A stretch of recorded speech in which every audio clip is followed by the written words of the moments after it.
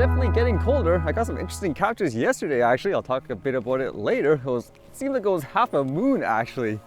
Well, with that in mind, what did I read today? I guess this first one is regards to news about officials using drones again, where I guess it's that situation where it's okay when they use it, I suppose. This one here says, DFO using drones to detect gear tampering in Gulf of St. Lawrence region. Fisheries and Ocean Canada is starting to use drone technology to gather evidence of illegal activity in the Gulf of St. Lawrence region.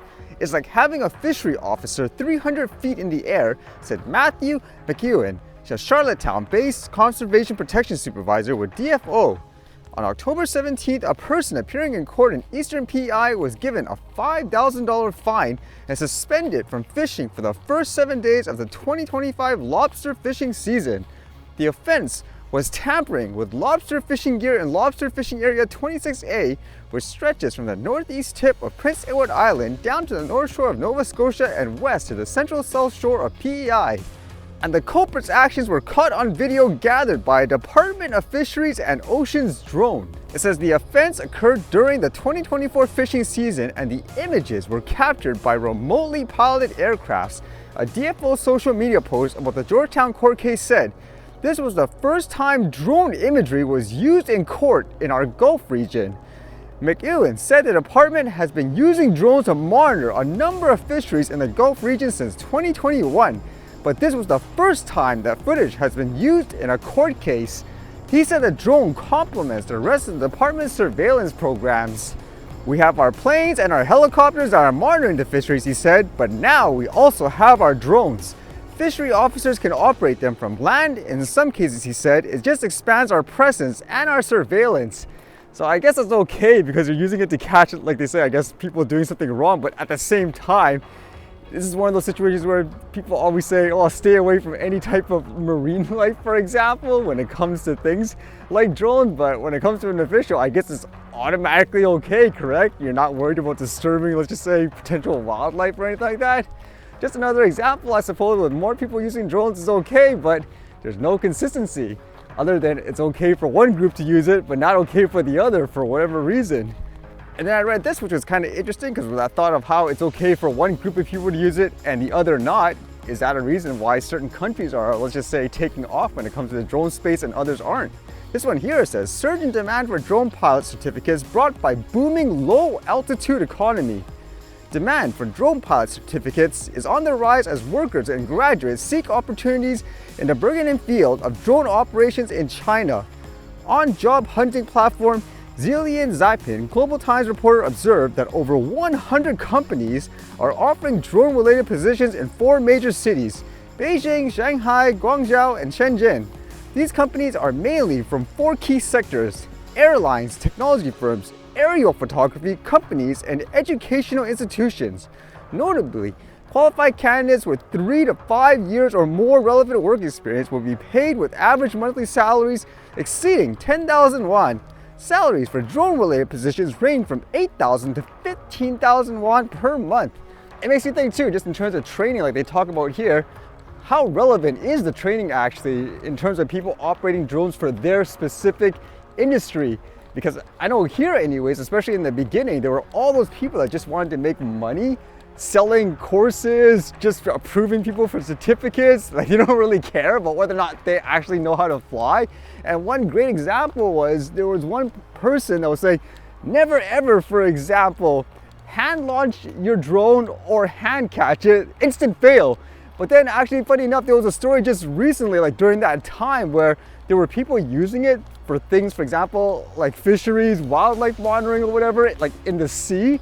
And they were on a boat and they have this humongous drone. They were actually hand launching it and hand catching it with the handles in the bottom because the drone's kind of big. Or the other example would be like here, if you want to fly like a model aircraft, for example, you're gonna have to go through the same system as if someone's flying a quadcopter DJI drone, even though it has no relevance. And you may argue, like what I've heard before, well, technically the license gives you everything in terms of the ability to fly this and that, but I would wonder in terms of the person giving the instruction or the certification, how could you certify or instruct this guy, for example, to fly, let's just say that model aircraft, if you've never done it before and have no real knowledge of it, where your only expertise is, let's just say, things like a quadcopter drone. That doesn't make sense, does it? In terms of certifying someone, like, okay, you're good for this. It basically just becomes like a money trap for the most part, where people don't really learn how to fly. So let's see how, I guess, stuff like this turns out. And then another piece of news that was going around a lot here today, as you know, in the US, there was an election and there will be a new president. And apparently we're being warned here in Canada where we're going to be hit with tariffs. Like it says here anyways, it was written by Donald Trump. It says, as everyone is aware, thousands of people are pouring through Mexico and Canada, bringing crime and drugs at levels never seen before. Right now, a caravan coming from Mexico composed of thousands of people seems to be unstoppable in its quest to come through our currently open border.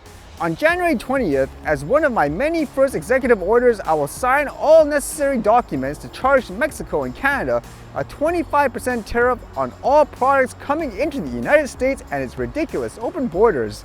This tariff will remain in effect until such time as drugs, in particular fentanyl, and all illegal aliens stop this invasion of our country. Both Mexico and Canada have the absolute right and power to easily solve this long-simmering problem. We hereby demand that they use this power, and until such time that they do, it's time for them to pay a very big price. So yeah, you can imagine a lot of people are saying, oh no, like we're being attacked, so we're gonna attack them back. I would have thought this would have been a normal standard thing, isn't it? In terms of, let's just say, border control either side. You don't want illegals or criminals going back and forth either way. So in that sense, I don't really get what's going on. I'm completely out of it, obviously, because I don't follow things like politics, as I mentioned. So who knows what would happen in this regard, but what side would you take? And with the capture very early this morning, actually, it seemed like there was half a moon or something like that. You could see it rising up. It looked kind of cool.